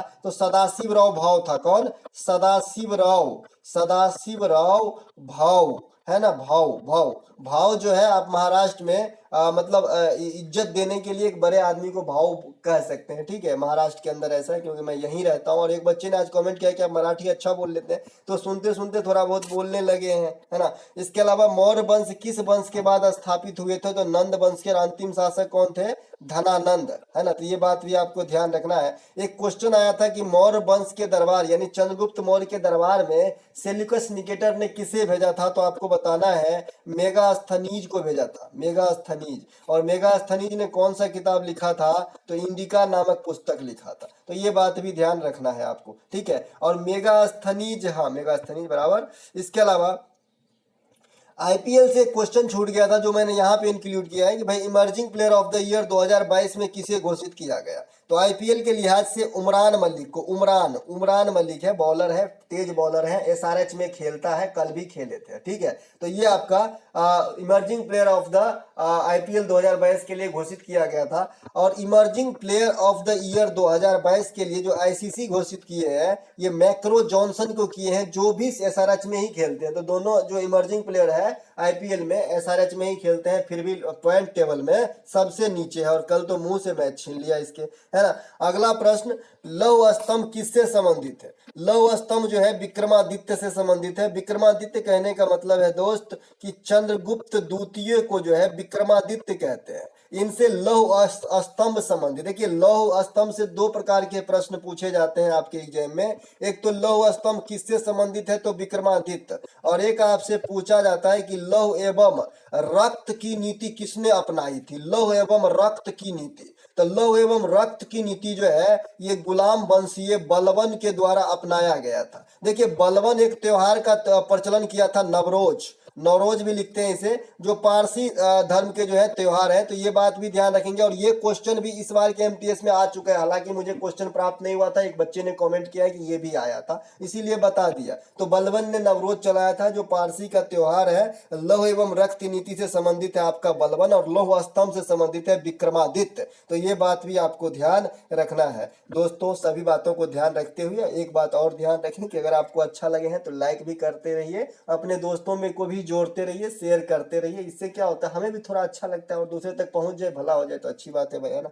भारत का प्रथम उपग्रह कौन सा था, तो आर्यभट्ट। कहां से छोड़ा गया, सोवियत संघ रूस से, ठीक है। इसके अलावा बृहदेश्वर मंदिर का निर्माण किसके शासन काल में हुआ था, है ना। तो बृहदेश्वर मंदिर का निर्माण जो है बंधु ये आपके हुए थे चोल शासक राजराज प्रथम के काल में, ठीक है। बृहदेश्वर मंदिर तमिलनाडु के तंजावुर में स्थित है, और चोल वंश की जो राजधानी थी ये भी तंजौर ही थी, तमिलनाडु में, ठीक है। चोल वंश के संस्थापक जो है ये आपका विजयालय। और चोल वंश जो है प्रचलित थी नौसैनिक शक्ति के लिए, नेवी पावर के लिए, तो इसे भी ध्यान रखेंगे। इसके अलावा शिंजो आबे, कल पूछा गया था ये कि शिंजो आबे कहाँ के भूतपूर्व प्रधानमंत्री रह चुके हैं। अब ये क्यों पूछा गया, ये इसलिए पूछा गया क्योंकि इसे जो है एक तो हमारा जापान के साथ अच्छा संबंध रहता है, साथ ही साथ पिछला नेताजी अवार्ड जो है शिंजो आबे को दिया गया था, तो इसलिए इसे पूछा गया। और तीसरी बात हो गई कि इनकी मृत्यु हो गई आपका कहाँ पे, एक हमला में, ठीक है। तो ये काफी हर दृष्टिकोण से ही हाईलाइटेड रहे थे, इसीलिए पूछा गया। तो मैं यही बताना चाहता हूँ कि क्वेश्चन वही एग्जाम में आता है जो किसी न किसी रूप में उजागर हुआ हो। एक बार आपको याद है एक नेता का नोबेल पुरस्कार आ गया था कि भाई इस नेता को नोबेल पुरस्कार कब मिला था, तो सबने सोचने लगा कि भाई सबको छोड़ के इतने पुराने क्यों पूछा भाई नोबेल पुरस्कार, क्योंकि उसकी नोबेल पुरस्कार जो है चोरी हो गई थी, तगमा, ठीक है, इसीलिए पूछा गया था। समझ रहे हैं, ऐसे ही क्वेश्चन सब एग्जाम में आता है। तो शिंजो आबे को नेताजी पुरस्कार से सम्मानित किया गया था, पिछला वाला मैंने कल बताया था और आज भी पूछ रहा हूं कि भाई नेताजी सुभाष चंद्र बोस का जो आपदा प्रबंधन पुरस्कार है ये इस बार का किसको दिया गया है, मुझे कोई बताए, मैंने क्योंकि पढ़ाया है आपको, ठीक है। इसके अलावा मैं एक चीज और बताऊंगा कि 23 जनवरी को जो है नेताजी के जन्मदिन के अवसर पे ही पराक्रम दिवस मनाया जाता है, जो कल पूछा गया था सेकेंड शिफ्ट में, ठीक है। तो ये बात भी ध्यान रखेंगे। और 24 जनवरी को जो है बालिका दिवस मनाया जाता है, और 25 जनवरी को जो है मतदाता दिवस मनाया जाता है इंडिया के अंदर, है ना। तो ये सभी बात ध्यान रखेंगे। 12 जनवरी को युवा दिवस मनाया जाता है, 10 जनवरी को विश्व हिंदी दिवस मनाया जाता है। 10 जनवरी को जो है विश्व हिंदी दिवस, देखिए हिंदी दिवस दो प्रकार के होता है, एक तो राष्ट्रीय हिंदी दिवस है ना, सितंबर में आता है, और एक आपका विश्व हिंदी दिवस 10 जनवरी को मनाया जाता है। 10 जनवरी को दोस्तों उसी दिन ठहाका दिवस भी मनाते हैं, यानी हंसने वाला दिन मनाते हैं, लाफिंग डे मनाते हैं, ठीक है। अगला प्रश्न हमारा, भारतीय संविधान की प्रस्तावना की भाषा किस देश के संविधान से लिया गया। देखिए कल पूछा गया था आपके कि भाग 4 में जो है भाग 4 में क्या है ना, तो नीति निर्देशक तत्व है, तो वो दिन दूर नहीं जब आपसे पूछा जाएगा कि फला चीज कहाँ से अपनाया गया है। तो जो प्रस्तावना की भाषा है ये आपका ऑस्ट्रेलिया के संविधान से लिया गया है। ऑस्ट्रेलिया के संविधान से समवर्ती सूची भी ली गई है ना। एकल नागरिकता और जो आपका संसदीय प्रणाली है ये दोनों ही थिंग कहाँ से लिया गया है, तो ब्रिटिश संविधान, ब्रिटेन के संविधान से। संविधान संशोधन की प्रक्रिया जो है ये दक्षिण अफ्रीका के संविधान से लिया गया है, जो आपका आर्टिकल 368 में वर्णित है। संघ की व्यवस्था कनाडा से लिया गया है। अब यहाँ पे 1 मिनट जरा होल्ड कीजिए, इस संघ की व्यवस्था से थोड़ा सा इसको जो है किनारे लगाता हूं। देखिए आपको पता है कि जो 7वीं अनुसूची है इसमें आपका 3 प्रकार की सूची है, एक तो आपका संघ सूची है, एक आपका राज्य सूची है, एक आपका समवर्ती सूची है ना। तो आपको पता है कि किसमें कितने कितने विषय हैं, तो सबसे ज्यादा संघ सूची में विषय है और सबसे कम 52 विषय समवर्ती सूची में है ना, और इससे थोड़ा ज्यादा है ना कहाँ पे है, राज्य सूची में, ठीक है। तो सबसे ज्यादा संघ में, सबसे कम समवर्ती में, है ना, और 2 नंबर पे तो अपने आप राज्य आ जाएगा क्योंकि 3 ही है। तो ऐसा कुछ मामला जो इन तीनों में शामिल नहीं है, अब तक अटैच नहीं है, ना तो संघ में है, ना तो राज्य में है, ना तो समवर्ती में, तो ऐसे मामले पे कानून कौन बनाएगा, तो आपका संघ बनाएगा, सेंट्रल गवर्नमेंट बनाएगा। ये व्यवस्था आपको भारतीय संविधान के अंदर है, ध्यान रखना है। संघ वाला शब्द है इसीलिए बता दिया।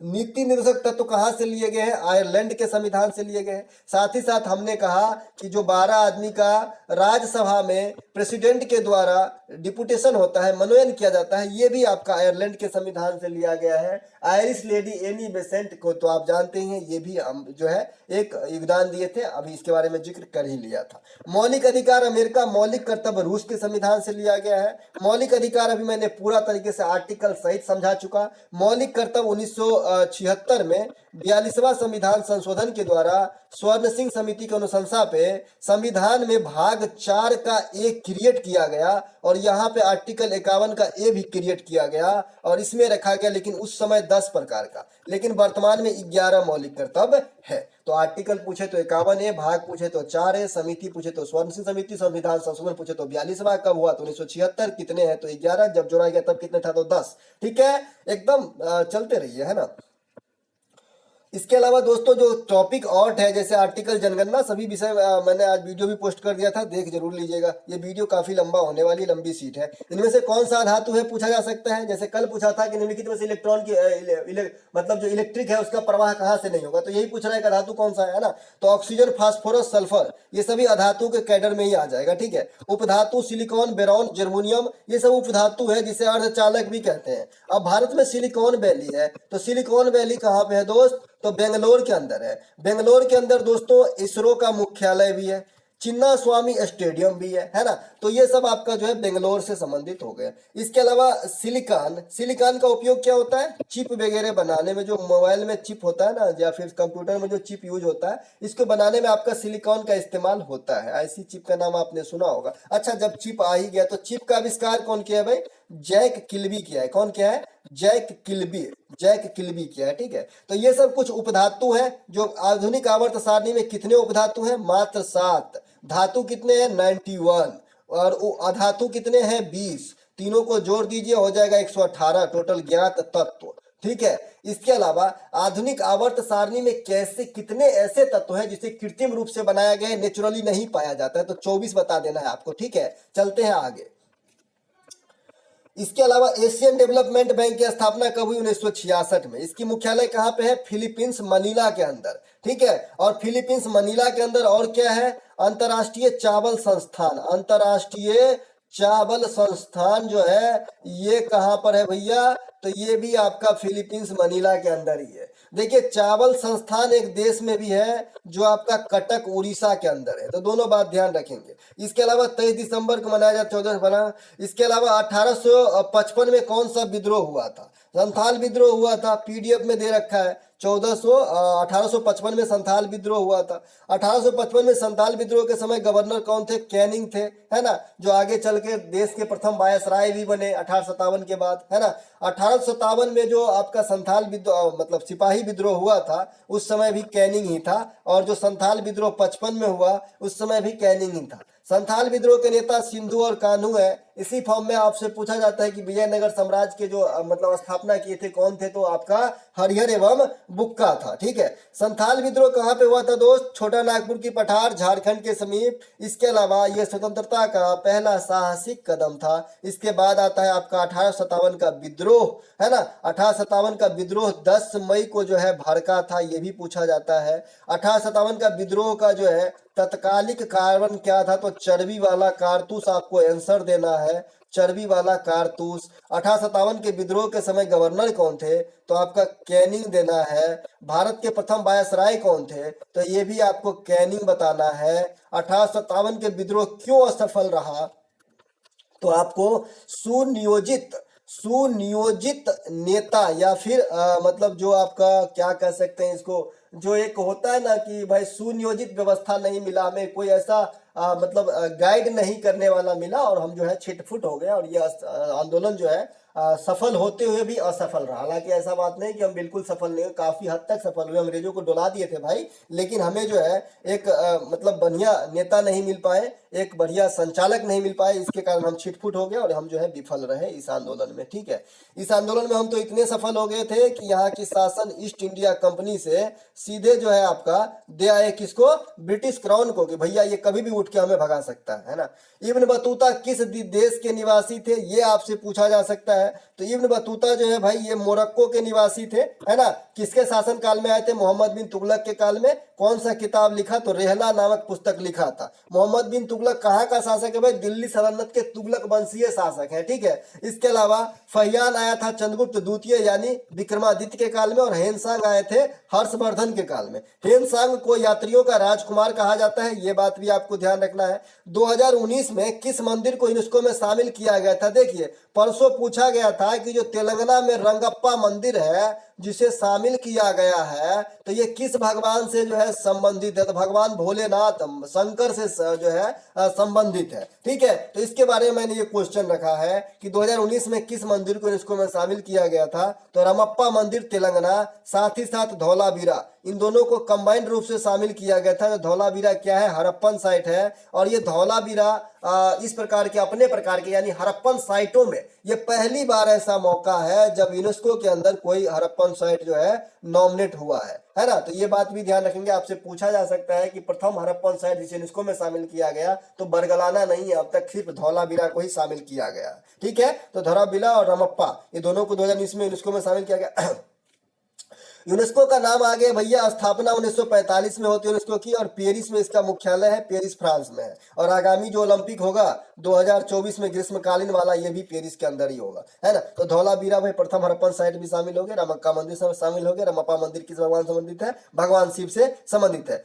इसके अलावा देखिए नेपाल में कुछ काया पलट हुआ है, हो सकता है कि क्वेश्चन आ जाए। नेपाल का वर्तमान प्रधानमंत्री कौन है? पुष्प कमल दहल प्रचंड, है ना। ये शायद बदल गया है, यहाँ पे कुछ और, इसको इग्नोर कीजिए, इसको इग्नोर कीजिए, नेपाल वाले को, है ना। ये बदल गया है शायद, है ना, क्योंकि नेपाल में आए दिन चलता रहता है, कब बनता है कब हटता है पता नहीं चलता है। दादा भाई नौरोजी कौन सी पुस्तक लिखे हैं? Property and British rule of India, है ना। ये दादा भाई नौरोजी की पुस्तक है। दादा भाई नौरोजी को grand old man of India कहा जाता है। धन का अपवहन सिद्धांत इन्होंने ही दिया था, और सबसे इंपॉर्टेंट कि देश के लिए राष्ट्रीय आय का अनुमान सर्वप्रथम इन्होंने ही लगाया था। वैसे जो है आजकल राष्ट्रीय आय का अनुमान कौन लगाता है देश के अंदर? सीएसओ लगाता है, केंद्रीय सांख्यिकी संगठन, या फिर इनका अब नाम केंद्रीय सांख्यिकी ऑफिस हो गया है। इसके अलावा बताऊं, एक प्रश्न है यहाँ पे, मैं यहाँ पे इसलिए रखा हूं क्योंकि आपसे पूछा जाता है कि जो पॉलीविनाइल क्लोराइड है, पीवीसी है, किसका बहुलक है? सीधा सीधा। तो मैं इसमें आपको डीप नॉलेज देना चाहता हूं, इसीलिए बता रहा हूं कि प्लास्टिक के जो प्रकार होते हैं ये कितने प्रकार के होते हैं ये बताऊंगा, या फिर जो भी इलेक्ट्रॉनिक सामान की बाहरी आवरण किसकी बनी होती है, तो ज्यादातर बेकेलाइट प्लास्टिक की बनी होती है। देखिए प्लास्टिक दो प्रकार की होती है, मैंने पहले समझा रखा है। एक होता है आपका थर्मोप्लास्टिक और एक होता है आपका थर्मोसेटिंग प्लास्टिक। देखिए थर्मोप्लास्टिक वो है जिसे आप रिसाइकल करके पुनः दूसरे आकार में ढाल सकते हैं। थर्मोसेटिंग प्लास्टिक वह है कि ताप देने के बाद भी वो अपना आकार परिवर्तन नहीं करता। जैसे टीवी का खोल जो है जल जाएगा लेकिन आकार परिवर्तन नहीं होगा, है ना। तो इस प्रकार से जो है ये थर्मोसेटिंग प्लास्टिक, जैसे आप गला खराब हो गया दोस्तों, जैसे आप घर में जो विद्युत का जो बोर्ड होता है, जो बोर्ड जहां से हम पंखा लाइट वगैरह चालू करते हैं, तो इसके बटन भी थर्मोसेटिंग प्लास्टिक के ही बने होते हैं, ठीक है। तो इस प्रकार से आप ध्यान रखेंगे। यहाँ पे मैंने एक चीज और बताने का आपका कोशिश किया था कि फिनॉल का सूत्र क्या होता है, आपका जो बेंजीन का सूत्र क्या होता है, और फिनॉल का सूत्र क्या होता है। तो फिनॉल का मैंने बताया था कि जो बेंजीन का होता है C6H6, इसी में से आपको C6 रखना है और एगो हाइड्रोजन घटा देना है। C6 से रखना है और एगो हाइड्रोजन घटा देना है, OH जोड़ देना है, तो इससे ये फिनॉल हो जाता है और ये आपका बेंजीन होता है। बेंजीन से क्वेश्चन आया है कि इसमें कितने डबल बॉन्ड होता है, तो इसमें 3 डबल बॉन्ड होता है, एक एक घर छोड़ के षटकोण जैसे घर होता है, ठीक है। इसके अलावा चलते हैं आगे। अच्छा, अगर आपको कोई ये पूछे कि भाई जो प्राकृतिक रबर है किसका बहुलक है, तो आइसोप्रीन का बहुलक है। आइसोप्रीन का बहुलक है प्राकृतिक रबर, और प्राकृतिक रबर को या फिर आइसोप्रीन को नेचुरल प्लास्टिक कहा जाता है, ठीक है। तो ये बात भी ध्यान रखेंगे। प्लास्टिक सर्जरी तो सब जानते होंगे लेकिन ये वाला क्वेश्चन कम जानते होंगे, तो इसे भी ध्यान रखें। नेचुरल प्लास्टिक जो है आइसोप्रीन वगैरह को कहा जाता है ना, प्राकृतिक रबर का बहुलक है। और यहाँ पे एक चीज छूट गया भाई, पीवीसी किसका बहुलक है? इसका फुल फॉर्म होता है पॉलीविनाइल क्लोराइड। तो ये विनाइल क्लोराइड का बहुलक होता है। केमिस्ट्री के अंदर पॉली जुड़ जाता है तो बहुत सारे होता है, मोनो जुड़ता है तो एक होता है, बाई जुड़ता है तो 2 होता है, या डाई भी जुड़ता है तो 2 होता है, ट्राई जुड़ता है तो 3 होता है, टेट्रा जोड़ता है तो 4 होता है, पेंटा जुड़ता है तो 5 होता है, हेक्सा जुड़ता है तो 6 होता है, हेप्टा जुड़ता है तो 7 होता है, ओक्टा जुड़ता है तो 8 होता है, नोना जुड़ता है तो 9 होता है और डेका जुड़ता है तो 10 होता है। तो जो बच्चे साइंस से पढ़े हैं उनको तो रटाया रटाया ही होगा। इसके अलावा मैंने कहा कि भाई अभी इंडिया में एक आईआईटी जो है आपका एंड्रॉयड जो सिस्टम होता है उसे लॉन्च किया है, ठीक है। तो इसका नाम है BHAROS, भारोस। तो ये आईआईटी मद्रास है, इसे भी ध्यान रखेंगे। ऑपरेटिंग सिस्टम के कुछ उदाहरण जो आपको ध्यान रखना है, ये पूछा जाएगा। डिस्क ऑपरेटिंग सिस्टम, इसमें सिस्टम में कर्सर वगैरह काम नहीं करता है, सिस्टम का जो स्क्रीन है ये जो है आपको बटन से ऑपरेट करना होता है। इसके अलावा कुछ अन्य जैसे Unix, Linux, Windows, Vista, Ubuntu, ये सब क्या है, ऑपरेटिंग सिस्टम के उदाहरण है। सर्च इंजन के कुछ उदाहरण देख लीजिए, गूगल, विंग, याहू, ये सब क्या है, सर्च इंजन है। भैया ये प्रश्न सभी आएंगे, दूर नहीं है कि नहीं आएंगे, आएंगे। आईआईटी गांधीनगर में परम अनंत सुपर कंप्यूटर को लगाया गया है। आईआईटी परम गंगा जो है ये रुड़की में लगाया गया है, आईआईटी रुड़की में। परम कामरूप, नाम से स्पष्ट है, कामरूप असम को पहले कामरूप भी कहते थे, तो गुवाहाटी में लगाया गया है। परम प्रवेग बंगलुरु में लगाया गया है। सुपर कंप्यूटर का देखरेख करने वाले संस्था इंडिया में सीडेक है, सीडेक का मुख्यालय पुणे में है। विजय भटकर साहब को इंडिया में सुपर कंप्यूटर का पिता कहा जाता है। भारत का प्रथम सुपर कंप्यूटर परम 8000 था। तो ये सभी बातों को आपको ध्यान रखना है। चलते हैं आगे। अगला प्रश्न, निम्नलिखित में से कौन सा कार्य निर्वाचन आयोग के द्वारा नहीं किया जाता है। देखिए निर्वाचन आयोग के द्वारा जो है कार्य नहीं किया जाता है, स्थानीय चुनाव नहीं करवाया जाता है। स्थानीय चुनाव जो है राज्य चुनाव आयोग के द्वारा किया जाता है। राज्य चुनाव आयोग के द्वारा जो है स्थानीय चुनाव से कहने का मतलब है ग्राम पंचायत का चुनाव, नगर पालिका का चुनाव, ये सब जो है कौन करवाएगा, तो राज्य चुनाव आयोग करवाएगा। बाद बाकी जो केंद्र में चुनाव आयोग है इसका मुख्य काम क्या है, सभी राष्ट्रीय पार्टी को या फिर मान्यता प्राप्त पार्टी को चुनाव चिन्ह प्रदान करना, चुनाव को शांतिपूर्ण ढंग से करवाने की जिम्मेवारी लेना, राष्ट्रपति, उपराष्ट्रपति, इन सब का चुनाव करवाना, लोकसभा, राज्यसभा, विधानसभा का चुनाव करवाना, विधानसभा का भी चुनाव करवाना। हाँ जी, सही सुने हैं आप, क्योंकि विधानसभा राज्य में होता तो ऐसा नहीं कि राज्य चुनाव आयोग करवाएगा, ये चुनाव आयोग ही करवाता है विधानसभा का चुनाव। राज्य चुनाव का काम सिर्फ क्या है, स्थानीय चुनाव कराना, जैसे नगर पालिका का चुनाव हो गया, मेयर वगैरह का, या फिर ग्राम पंचायत का चुनाव हो गया। मेरा गला बहुत खराब हो रहा है दोस्तों। इसके अलावा वर्तमान में जो आपका मुख्य चुनाव आयुक्त है ये राजीव कुमार है, ये बात भी आपको ध्यान रखना। और चुनाव से संबंधित आर्टिकल जो है 324 से 329 है। दोस्तों एक अगली वीडियो में मैं यहाँ से आगे कर दूंगा, यहीं पे समाप्त करता हूँ। फिलहाल ये वाले सीट देख लीजिए। कोप 28 का बैठक 2023 में कहाँ जो प्रस्तावित है, तो संयुक्त अरब अमीरात में है।